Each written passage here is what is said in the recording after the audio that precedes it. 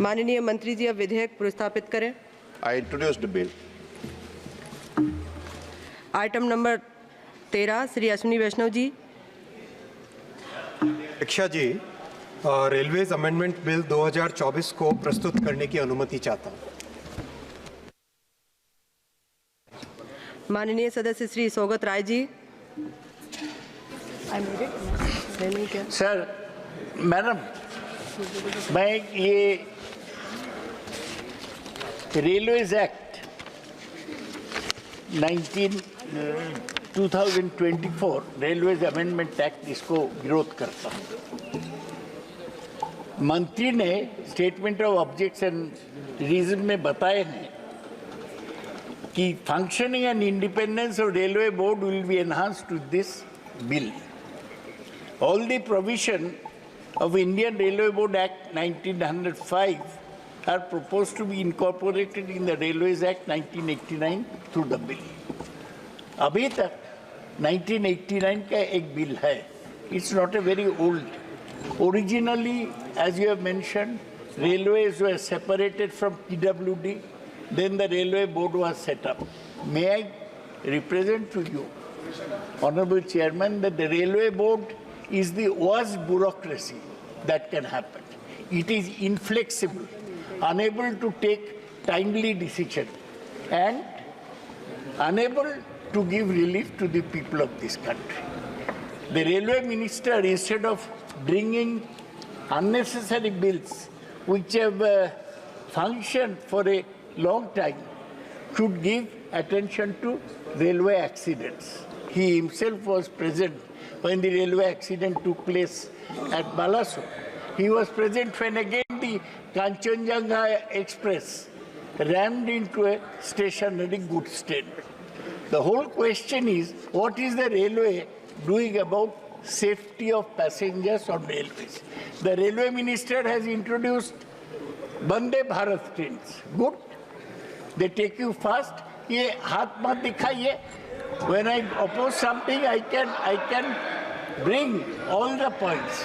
आपका ये railway board ये फेल टू कंट्रोल एक्सीडेंट्स. आप इसको ज्यादा पावर देने से क्या होगा? माननीय मंत्री जी श्री अश्विनी वैष्णव जी। माननीय अध्यक्ष जी, ऑनरेबल मैडम, अभी मुझे लगता है कि प्रोफेसर सौगत राय जी के पास शायद काम की बहुत कमी है, इसीलिए बहुत ही कोई भी सुपरफ्लुअस ऑब्जेक्शन लाना इनके पास मजबूरी है, काम नहीं होगा. आप अपनी पार्टी से भी निवेदन करें, ज़्यादा काम लाएं. मैं विषय पे आता हूँ, इस बिल की ज़रूरत क्यों है. माननीय अध्यक्षा जी, जैसे आप सब जानते हैं, रेलवे जब भारत में इंट्रोड्यूस हुई तब PWD की एक शाखा थी, पब्लिक वर्क्स डिपार्टमेंट की एक शाखा थी.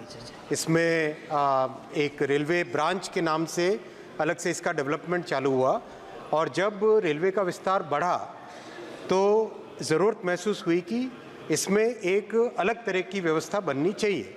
इसीलिए 1905 में जब बहुत सारे प्रिंसली स्टेट्स और दूसरी कई संस्थाएं जिन्होंने रेलवे के नेटवर्क को बढ़ाने का काम किया, तो एक रेलवे बोर्ड की व्यवस्था आई. और रेलवे बोर्ड की व्यवस्था तब एक स्टैट्यूटरी लेजिस्लेशन के थ्रू नहीं आके एक एग्जीक्यूटिव डिसीजन के माध्यम से आई. और इसकी ज़रूरत इसलिए थी कि बाकी सभी जो डिपार्टमेंट्स होते हैं उनके कंपैरिजन में रेलवे एक अलग तरह का डिपार्टमेंट है. ये एक ऑपरेटिंग डिपार्टमेंट है. और दूसरा, इसमें नेटवर्क इफ़ेक्ट होता है कि अगर 3 अलग अलग रेलवे नेटवर्क्स आपस में जुड़े हुए हैं, तो जैसे मान लो, आज भी कई बार ये प्रश्न आता है, माननीय सांसद महोदय भी कई बार प्रश्न पूछते हैं कि सामान मान लो एक जगह से चढ़ा रेलवे में और दूसरे डेस्टिनेशन पे जाना है, तो रेवेन्यू जो भी सामान चढ़ा रहा है वो तो सारा का सारा अपने ओरिजिनेटिंग स्टेशन पे देता है. लेकिन बीच में जितने भी रेलवे सिस्टम आए, उन रेलवे सिस्टम की भी ज़रूरत होती, तभी सामान एक जगह से दूसरी जगह पहुँचता है. फिर सेम डायमेंशन होने चाहिए, सिमिलर टेक्नोलॉजी होनी चाहिए, रेलवे का टाइम टेबल यूनिफाई होना चाहिए. ये सब व्यवस्थाओं को देखते हुए 1905 में रेलवे बोर्ड को बनाया गया था. और जब 1989 में 1989 में जब नया कानून आया, इंडियन रेलवे एक्ट ऑफ 1890 को रिप्लेस करके 1989 का एक्ट लाए, उसमें एक ये कमी रह गई थी कि रेलवे बोर्ड को स्टैट्यूटरी पावर देने का जो व्यवस्था करनी चाहिए थी वो नहीं कर पाए थे। एक उसके साथ सेविंग क्लॉज के जरिए से लिंक रखा था एग्जीक्यूटिव ऑर्डर के साथ, लेकिन ये एक कमी थी जिस कमी को ये बिल के माध्यम से पूरा किया जा रहा है। इससे रेलवे बोर्ड के कंप्लीट पावर्स एनहांस होंगे और रेलवे की एफिशिएंसी में इससे बढ़त मिलेगी। प्रश्न यह है कि विधेयक को पुनर्स्थापित करने की अनुमति प्रदान की जाए। जो सदस्य इसके पक्ष में वे हाँ कहें, जो सदस्य विरोध में है वे ना कहें। मेरे विचार में निर्णय हाँ वालों के पक्ष में हुआ, हाँ वालों के पक्ष में हुआ, अनुमति प्रदान की जाती है। माननीय मंत्री जी। माननीय अध्यक्षा जी, विधेयक प्रस्तुत करता हूँ। आइटम नंबर 9, माननीय मंत्री माननीय सदस्य वैजयंत पांडा जी।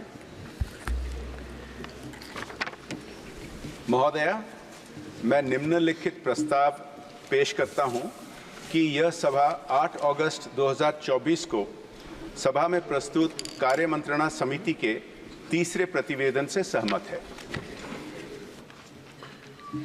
प्रश्न यह है कि यह सभा 8 अगस्त 2024 को सभा में प्रस्तुत कार्य मंत्रणा समिति के तीसरे प्रतिवेदन से सहमत हैं। जो सदस्य प्रस्ताव के पक्ष में वो हाँ कहें, जो सदस्य प्रस्ताव के विपक्ष में हैं वे ना कहें। मेरे विचार में निर्णय हाँ वालों के पक्ष में हुआ, हाँ वालों के पक्ष में हुआ, प्रस्ताव अनुमोदित किया जाता है। शून्यकाल। माननीय सदस्य श्री वरुण चौधरी जी।